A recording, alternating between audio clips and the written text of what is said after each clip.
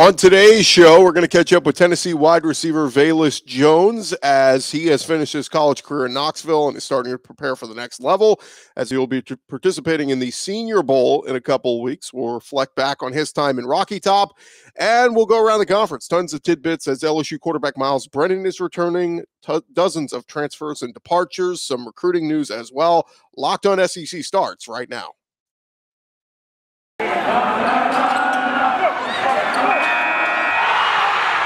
You are Locked On SEC, your daily podcast on the Southeastern Conference. Part of the Locked On Podcast Network, your team every day.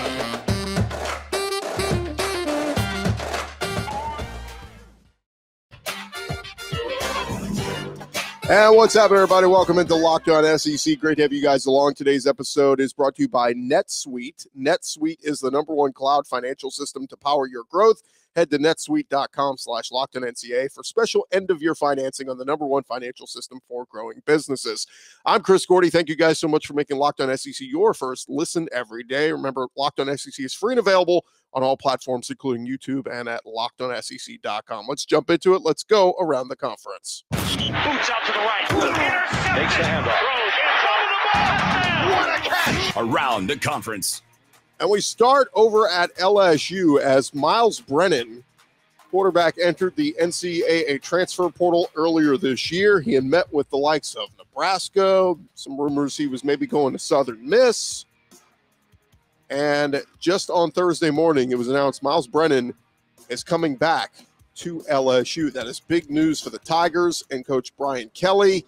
They now have Myles Brennan in the mix alongside Garrett Nussmeier, who was there last year. They just signed Walker Howard in the recruiting signing day. Brennan was playing really well in 2020 before he suffered a season-ending injury. Of course, he suffered another season-ending injury, breaking his arm before the start of the 2021 season. So he'll be a sixth-year guy. This is a guy who backed up Joe Burrow once upon a time. Myles Brennan back for LSU, and that is big news because that is some seasoned quarterback play that they will be getting back. Veteran back with the Tigers next year. Also on Thursday afternoon, the Tigers got some good news, landing transfer offensive lineman Miles Frazier from FIU. Frazier is 6'5", 305 pounds.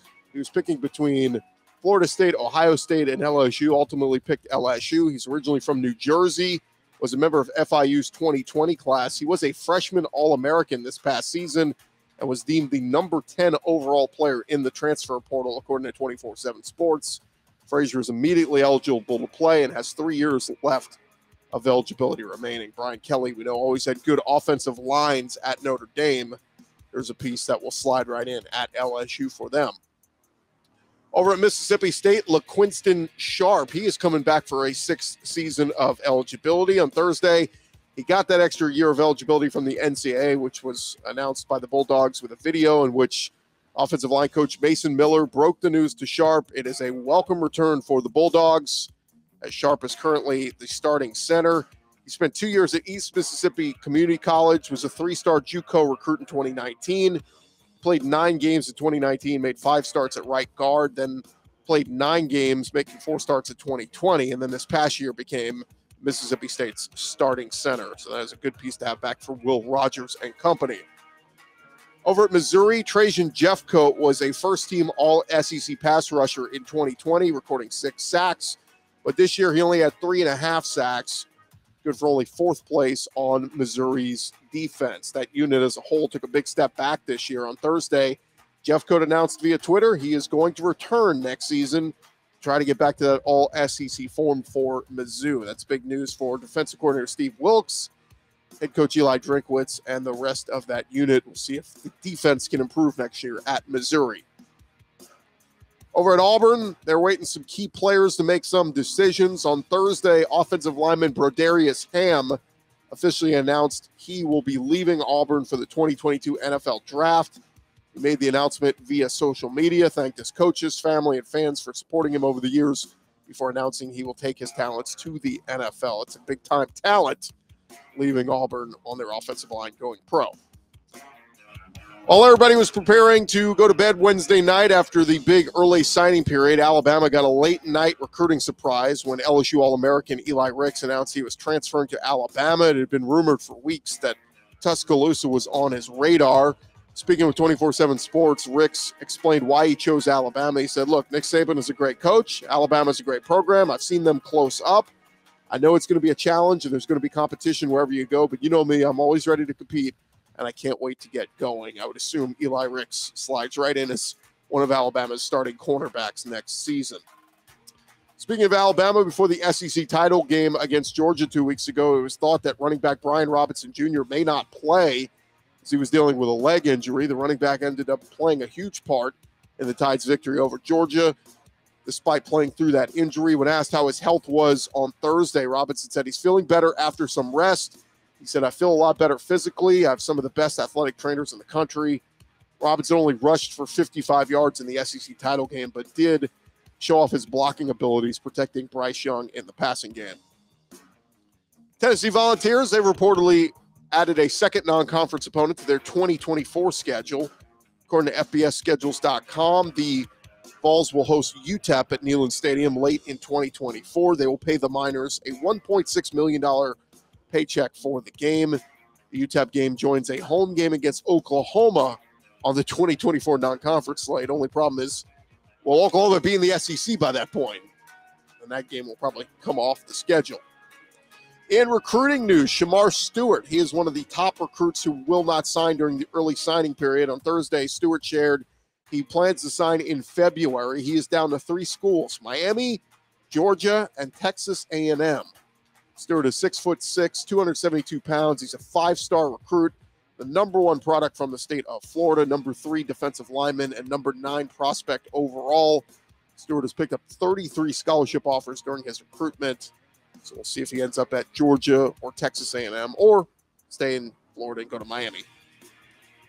Wide receiver DeColdis Crawford, he decommitted from LSU on December 7th, but the 3-star wide receiver is not going to wait very long to announce where he will sign. Yesterday, Crawford announced he will be signing Friday, today, the final day of the early signing period, during a ceremony at Green Oaks High School. Could still possibly end up at LSU, according to the Shreveport Times. Crawford is still considering LSU, with Florida and Nebraska among his other top choices. Crawford is the number 66 wide receiver in the 2022 class. Kentucky had one final commit who hadn't signed his national letter of intent. Keonta Goodwin did end up signing, or didn't sign on Wednesday, but he did end up signing on Thursday, with Kentucky becoming their 20th and final commit to do so. He is a 5-star offensive tackle, currently attending Charlestown High School in Indiana. He is the number 4 tackle and number 25 overall recruit in 2022. Kentucky currently has the number 11 class in the 24/7 Sports composite rankings, Goodwin being their lone 5-star recruit. Over at Ole Miss, they're looking to the transfer portal to improve defensively. According to 24/7 Sports, the Rebels have extended an offer to Jason Jones, a former Oregon defensive lineman who entered the portal on Wednesday. Jones spent the past 2 seasons playing for the Oregon Ducks. He was a one-time commit to Alabama, but flipped and signed with Oregon on National Signing Day in 2020. Didn't play in his first year, but he had 19 tackles, 1.5 sacks this past season. He has 3 years of eligibility remaining. Ole Miss is successful in bringing in Jason Jones. He'll provide a solid boost to their defensive line. We already mentioned LSU lost Eli Ricks to the portal. Now they may lose another name. Wide receiver Trey Palmer is reportedly entering his name into the portal. Palmer, who's primarily used as a kick returner at LSU, had 30 catches for 344 yards and 3 touchdowns this year. Again, Eli Ricks entered the transfer portal and announced late Wednesday night he would be going to Alabama. We'll see where Trey Palmer winds up. There are some reports that maybe Keyshawn Boutte, LSU's number 1 wide receiver, could be eyeing a move to Alabama as well. That would be some big losses for LSU, especially to their main rival in Alabama. Matt Zenitz of On3 Sports reported on Twitter that former 4-star wide receiver Darren Turner at Arkansas is entering the portal. Turner is a Memphis native, was a member of Arkansas's 2020 recruiting class. In 2 years with the Hogs, he has yet to record a catch. And lastly, George Pickens, working with an NFL legend on his latest NIL deal, was announced Thursday that Georgia wide receiver is one of 10 athletes who would represent Brady, an apparel company started by 7-time Super Bowl champion Tom Brady. So many Georgia fans wondering if that NIL deal means George Pickens will come back next year for the Bulldogs. We will see. Thanks again for making Locked On SEC your first listen every day. Coming up next, our conversation with Tennessee wide receiver Velus Jones. That's next. Look, guys, this is it. The putt to win the tournament. If you sink it, the championship is yours. But on your backswing, your hat falls over your eyes. Is that how you're running your business? Poor visibility because you still rely on spreadsheets and outdated finance software. If you want to see the full picture, you need to upgrade to NetSuite by Oracle. NetSuite is the #1 cloud financial system to power your growth. With NetSuite, you can automate your processes and close your books in no time while staying well ahead of your competition. 93% of surveyed businesses increase their visibility and control after upgrading to NetSuite. Over 27,000 businesses already use NetSuite, and right now through the end of the year, NetSuite is offering a one-of-a-kind financing program to those ready to upgrade at netsuite.com/LockedOnNCAA. That's NetSuite, NetSuite/LockedOnNCAA for special end-of-year financing on the #1 financial system for growing businesses. That's netsuite.com/LockedOnNCAA. Of course, bowl season starts today, so if you want to get in on the action, BetOnline has got you covered with more props, odds, and lines than ever before. Of course, college football season continuing to march toward the playoffs. BetOnline remains your #1 spot for all sports action this season. Head on over to their new updated desktop or mobile website. Sign up today and receive your 50% welcome bonus on your first deposit. Just use our promo code LOCKEDON. That's LOCKEDON to receive your bonus from basketball to football to UFC, right down to your favorite Vegas casino games. Don't wait to take advantage of all the amazing offers available for you throughout this bowl season. BetOnline is the fastest and easiest way to bet on all your favorite sports. BetOnline, it is where the game starts. Get in on the action. Tons of bowl games to bet on. BetOnline.ag, your spot to go.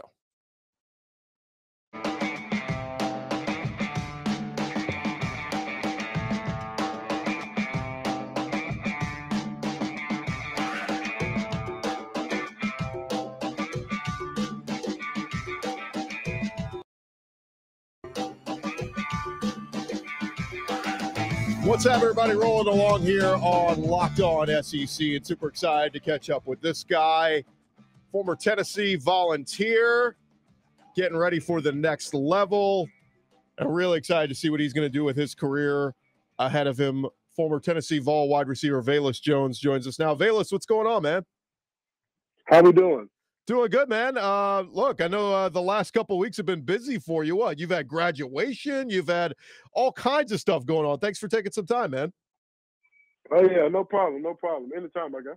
So let's jump into it, Velus. You capped off a really nice season at Tennessee, 52 catches, over 700 yards, 6 touchdowns. But you were also so dynamic in that return game as a punt returner or kickoff returner. Take us through what's the biggest difference between being a punt returner and a kickoff return, man? I would say the difference between them will be, I would say punt return, it's more like a freestyle. And your blockers and stuff is about getting the body on the body, and you make the blocks good. But kickoff return is more like a unit. You have to have good schemes and stuff because you have 10 people running down at you full speed. And so it's really about scheming. I would say kickoff return is more scheme and design, whether you're going to do return left, return right, or middle. Or punt return is more like, catch the ball and you freestyle it. Yeah, that makes sense. I've always been deathly afraid of just either return game, just being the lone person out there and having all those people running at you. I saw you accepted an invite to the Senior Bowl. Now that in itself is an honor, but you being from the Mobile area probably means a little bit more to a guy like you. What was your reaction when you got that invite to play in the Senior Bowl? Man, my reaction was priceless. How I felt inside, being a kid in Mobile, Alabama, dreaming of something like that, looking up to those guys that play in the Senior Bowl, those superstars, looking at them as superheroes. And just to be able, that I'll be in those shoes soon, man, it's a dream come true. It's nothing like it. And the cool part is you get to play with some fellow Mobile guys that are going as well. I saw Roger McCreary from Auburn's going to play, Neil Farrell from LSU. So even cooler, guys you've known for years and years. Oh man, yeah. I know, Jalen Tolbert, McCurry, Neil. Those are all my guys. It's coming to Mobile, sharing similar backgrounds. Man, I'm pretty sure it's a dream for them. It's a dream for them also. But overall, we're going to go down and compete and be the competitors I know the 251 brings. Let me ask you about the Vols kind of moving forward. You and Javante Payton, obviously, both will be moving on as seniors. Cedric Tillman, we'll see, he still has a decision to make. But who do you see maybe stepping up next year as kind of those next big-time wide receivers in Knoxville? Oh, yeah, we got some guys coming in. We got some recruits coming in, top recruits that, I feel like, Said, if he decides to stay, Said, Jalen Hyatt, Jimmy Holiday, Jimmy Callaway, Ramel, Walker Romero. I feel like, they'll show those guys the ropes and stuff, but I feel like, man, it's going to be dangerous. Some top recruits we got today at receiver. It's going to be a show. That's all I can say about that. You got speed, you got receivers, big body, high point guys. You got it all. With this receiver core that Tennessee will have next year. And so really sky's the limit with Hendon Hooker coming back. Who do you think is going to be the return man next year? Hey, hey, look, I'm an ex-coach Egler. Can I have a say-so on that as well? We're talking with Velus Jones, all SEC first team as an all-purpose player, return specialist. That's pretty cool, man. Cade Mays, Theo Jackson, they were named all SEC second team guys. We had Theo on the show before the season, and man, it was so cool to see the year that he had. But got to be a great honor for you being named all SEC first team. Oh man, I didn't even know it was going to unfold like that. I just went out every game, telling myself how I'm going to perform. To put my team in the situation to win. I'm always thinking about the team first, and that just shows. Never ever think about. At the beginning of the season, you can set your personal stats, but it's all about the team. If you take care of what you need to take care of with preparation throughout the week of practice, and, the game comes easy, and at the end of the line, you can look up. At the end of the season, you can look up and see the results, and I feel like that's what I did. It paid off. I think we were all impressed with what Coach Josh Heupel and his coaching staff were able to do this year, going 7-5. The win at Kentucky was huge. But Velus, if we're being real, there was talk before this season. I had a buddy who's a big Vols fan who was like, "Man, we'll be lucky if we win 5 games this year." What was it about Coach Heupel and his staff that turned this thing around, got you guys to buy in and turn this thing around so quickly? A lot of people. At the end of the day, it's all about Tennessee football, and we got each other, and we all we got. It's never about the outside crowd noise. I know what we had. Coach Heupel knew the type of talent we had. I knew the season was going to turn out well. Could have been different. Wish we could get some games back that I feel like if we got back, we'll win them all. But overall, I knew what we can do. It's never about what people projecting us, what our record's going to be, and this and that. I'll put us against anybody in the nation, honestly. And so, the Coach Heupel came in, and he kept his promise. And that's really all you can ask for. This team bond is unbreakable. How close we've been. It's been unreal. I haven't been a part of nothing like this, my career. And so I feel like Coach Heupel did a good job of bringing that brotherhood environment and tradition with team bonding. Thanks again for making Locked On SEC your first listen every day. Make sure to check out the Ultimate College Football Playoff Preview 2021, the most comprehensive college football playoff preview starting today. More with Velus Jones in just a second. First, this holiday season, you want to grab the protein bar that tastes like a candy bar, even better, Built Bar, filled with so much holiday goodness, rich with decadent flavor, covered in chocolate, but amazingly low in calories, sugar, net carbs, and fat, and very high in protein. So you get the best of both worlds, delicious and healthy. because it's the season of peace and love. You don't want to bring up your favorite Built Bar flavor at the holiday parties because people are so passionate about their favorite flavors. We got so many flavors at Built Bar. You're going to have a hard time choosing whether it's the raspberry or mint brownie or cherry or double chocolate. There is something for everybody. If you want to cozy up with something warm, you could try our holiday secret. Dip your Built Bar into a piping hot cup of cocoa, let it melt a little, and give your beverage a little bit of that Built Bar flavor. Plus, you'll have a nice melty Built Bar to go with it. Be sure you have a couple of napkins on hand. Go to Built.com. Use our promo code LOCKED15. That's LOCKED15, and you will get 15% off your order. Use the promo code LOCKED15 for 15% off at Built.com. It's the holiday season. No better way to give a great gift to friends and family than Built Bar. Go to Built.com today. Continue our conversation with Velus Jones, former Tennessee wide receiver, now taking his talents to the next level. Velus, I want to talk a little bit about the quarterbacks. Obviously, Joe Milton started the first game for you guys. He gets hurt, but then we got to see the emergence of Hendon Hooker as a really, really good starting quarterback, finished the season leading the SEC in passer rating, 4th in touchdown passes. What did you see from Hendon this year where he just, kind of took over that role? Man, it was the confidence. Him being dynamic, a mobile quarterback that can move around and scramble, do what it takes, to keep the chains moving. Being a fearless competitor. It was always in him, and I knew that. Me and him talked a lot before the season when he first got here. At the beginning of this year.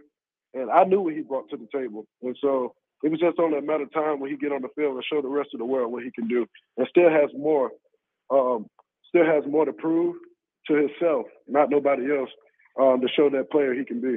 You think it was a pretty easy decision for him to come back? Yeah, I feel like who wouldn't want to come back to a university like this, man? Like the best university in the world, with this fan base like no other. With this great coaching staff and where they're headed, honestly, I feel like we're looking at an SEC championship appearance this coming up. Well, that's what's crazy is you think about what you guys were able to accomplish this year in just year one with Josh and with Coach Heupel and with Hendon. And man, I mean, the arrow's pointing upward. It could only get better from here. I know Coach Heupel wanted to stress tempo and move fast. Let's go. But did the defense ever say, you guys mind slowing down the offense a little bit? Don't score so fast. That's what, I could go back to the Kentucky game. Kentucky, if I'm not mistaken, Kentucky had the ball for 47 minutes and we had it for 13. Right. Exactly. And so that just shows, like, with this offense and explosive players we got from the running backs, and the receivers, a good quarterback and also a good offensive line. Like, that's the thing about it. The defense practice with us. We do tempo. So when it comes to the game, tempo won't be nothing to them. And so I feel like that played a big part. Practice is everything when it comes to preparation for the game. We help our defense a lot with tempo and stuff like that, them getting lined up. So in the game, they make it look effortlessly. You personally had some big games this year. Obviously, the Kentucky game you mentioned, South Carolina last year against Vandy. Do you have a favorite game you played in your years there in Knoxville? Favorite game, I would say Vanderbilt. That was a big game for me, performance-wise and emotionally, wise, because that was my first 100-yard game. Right. And I always knew, I can accomplish something like that. Just needed an opportunity. Faced a lot of adversity in my college career. And, I feel like I've shown when I, get the opportunity, what I can do with it. And so that's what I'm proud of myself about executing, when an opportunity come my way, I didn't miss, I capitalized. Just a couple more for you, Velus. The pandemic year last year, things were weird, not the same. What was it like this season, getting to experience a full Neyland Stadium packed with fans? How cool was that? That was unreal. I would say the craziest game I ever been a part of was the Ole Miss game. Just, little people know the team ran out the tunnel. I was using the bathroom. Had to go number one, using the bathroom and stuff like that. So the team I think I was running with the cheerleaders. on the field. And I just seen it was black, it was dark, had the orange lights and the fireworks popping. I felt like a recruit again, honestly. Like I've never ever seen anything with the checkerboards, never ever seen anything out of the years I've played, going to Notre Dame, playing in the Coliseum, playing at Tuscaloosa. Nothing compares to Neyland Stadium. You didn't get hit with anything, right? Oh no, I was good. I don't think they was aiming at me. Velus, as a guy who you started your career at USC, they're obviously very excited. Lincoln Riley just left to Oklahoma to go out there. Do you think Riley is a guy who can maybe bring that excitement back out there to Southern Cal? Because you were there for a couple years. I mean, do you feel like he's the right guy for that job?